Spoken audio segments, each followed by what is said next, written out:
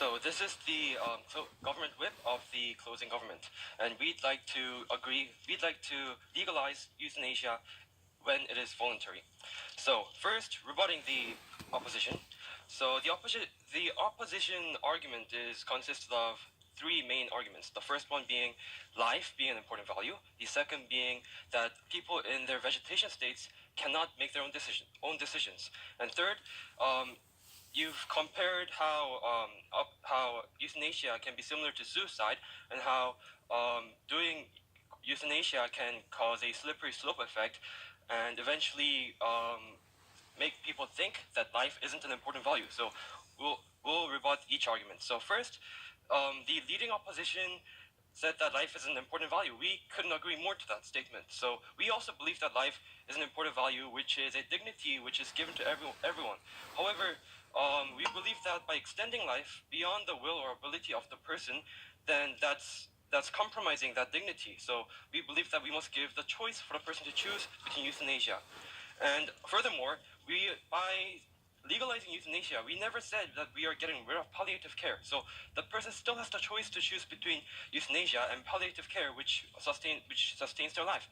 And secondly, you guys keep coming back with the argument about people in their vegetation state, people who don't have the rational mind to decide about their own lives. To that, I respond by suggesting that the relatives decide, and the living will argument. And I'll back up these arguments. So, relatives, you said that the lives of people can only be decided by themselves because life is such an important value. However, it might be the life of the person who is in suffering. However, it is the families who are supporting the person. It's the families who have to financially support. Sir? Yes. And are you allowing all the person who want to die in the society to choose to die and then after to die?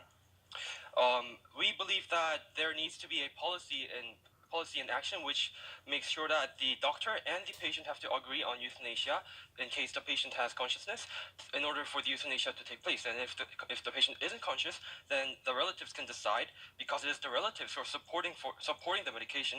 And secondly, if there's a living will which states that the person will take euthanasia, then they'll take the euthanasia.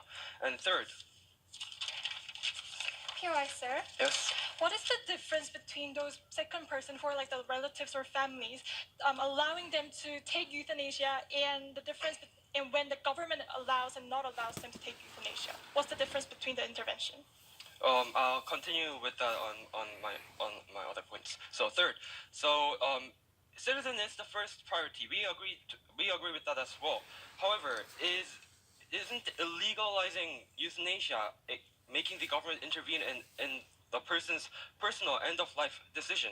By making euthanasia illegal, the person doesn't have a choice in their life. So it's that way. The government is actually forcing the person to live on even when they don't want to live. Isn't that the government intervening?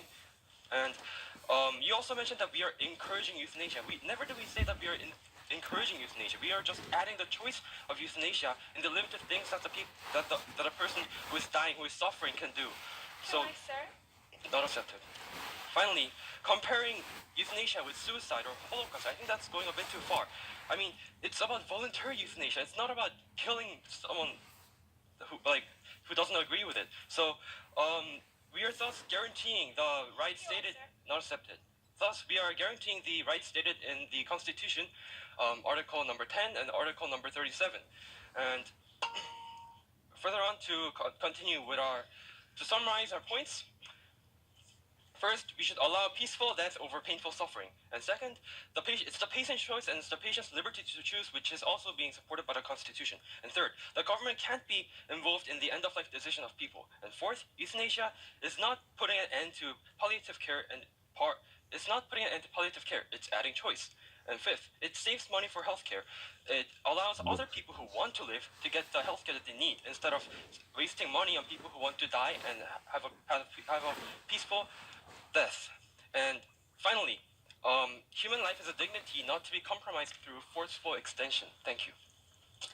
Okay, that was the last speaker from the government bench, the government whip. And in his argument, he mentioned that euthanasia, or legalizing euthanasia, is just about adding one additional option in addition to the existing options of palliative care and hospice care.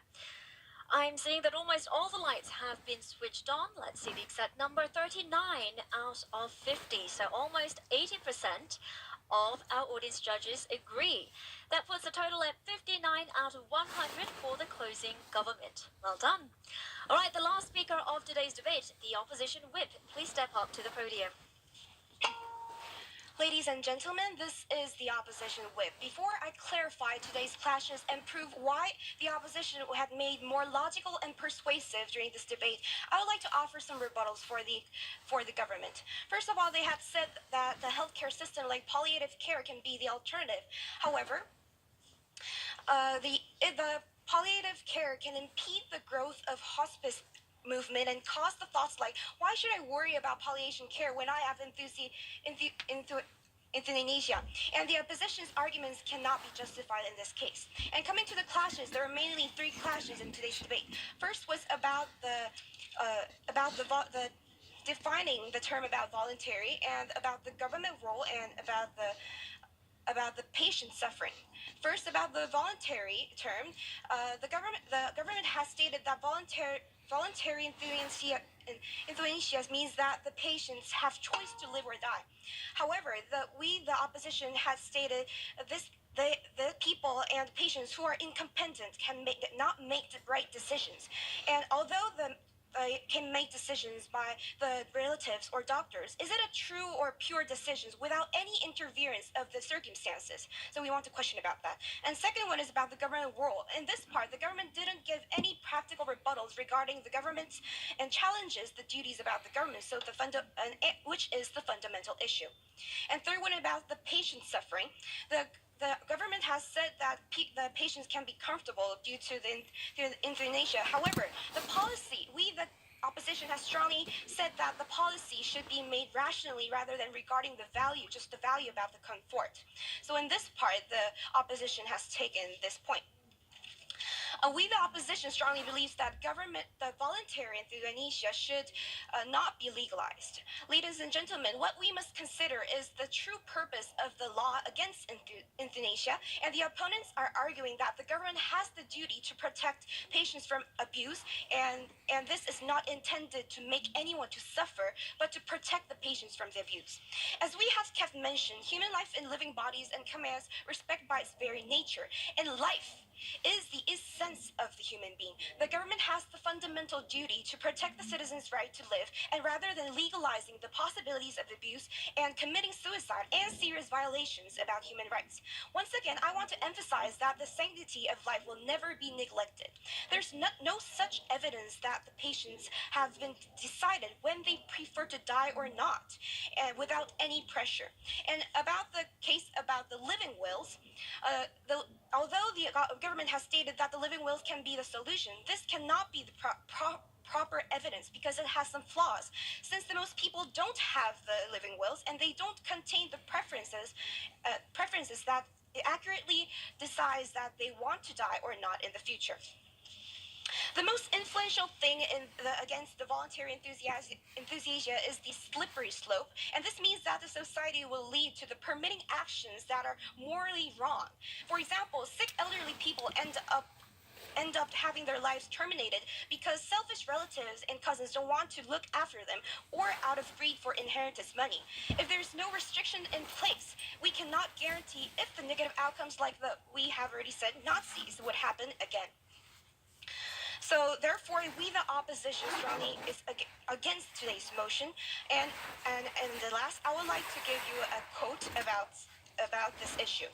Once we allow doctors to kill patients, we will not be able to limit the killing to those who want to die. This is the quote from the philosopher Peter Singer, and this justifies that the government cannot let people to die without people, and the government has the duty to protect people's life, and people's the essence rights. Therefore, we, the opposition, strongly oppose to today's motion, and I'm very probably sure that we have taken this debate today. Thank you. Okay, that was the opposition whip. You may sit down. That was the last speaker of today's debate, and in her argument, she said that the government has the duty to protect its people, and that voluntary euthanasia will possibly give doctors the power to play God and decide whether a patient's life is worth living or not. So let's see how persuasive her speech was. 33 out of 50. That puts the grand total for the closing opposition at 46 out of 100 lights.